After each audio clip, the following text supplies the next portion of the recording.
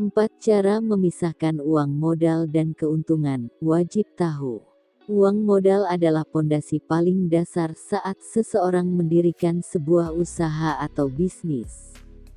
Tanpa adanya uang modal tentu bisnis tidak bisa didirikan dan tidak akan bisa berjalan. Uang modal ini perlu disisihkan atau dipisahkan dari keuntungan agar bisnis bisa terus berjalan. Jika tidak demikian tentu perusahaan bisa bangkrut. Jika bisa disiplin dan jelas dalam melakukan pemisahan uang modal dengan keuntungan, perusahaan akan lebih mudah untuk mengontrol seberapa besar keuntungan yang didapatkan dan bisa menyusun rencana pengembangan bisnis lebih besar lagi. Pembukuan keuangan pun bisa lebih efisien dan juga efektif. Untuk bisa lebih mudah dan lebih jelas cara memisahkan uang modal dan keuntungan perlu melakukan beberapa poin berikut ini. 1.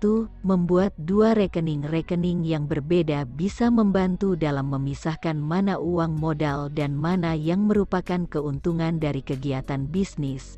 Bisa dilakukan di bank yang sama namun dengan dua rekening yang berbeda. Arus kas akan lebih terpantau sekaligus bisa melihat keuntungan yang didapatkan sudah mencapai target atau belum.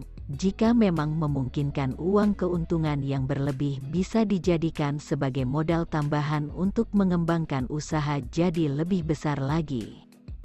2. Membuat catatan dengan rinci.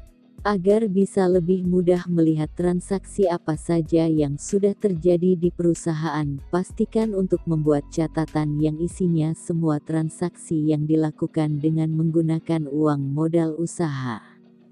Catatan keuangan sederhana namun mendetail bisa sangat membantu dalam melihat arus kas masuk dan keluar sehingga bisa dibandingkan dengan lebih mudah. Pastikan ada tanggal, waktu, serta jumlah uang yang digunakan secara terorganisir. Pelaku bisnis bisa melakukan antisipasi pada kas yang dikelola jika ada terjadi minus. 3. Modal usaha bukan untuk kebutuhan pribadi. Cara memisahkan uang modal dan keuntungan ini sangat penting agar penggunaan uang tidak campur aduk.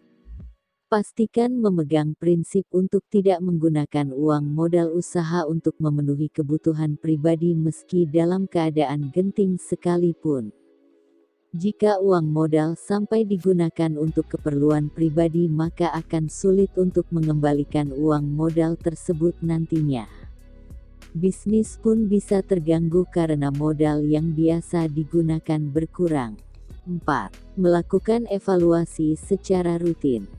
Evaluasi ini sebaiknya dilakukan oleh pemilik bisnis.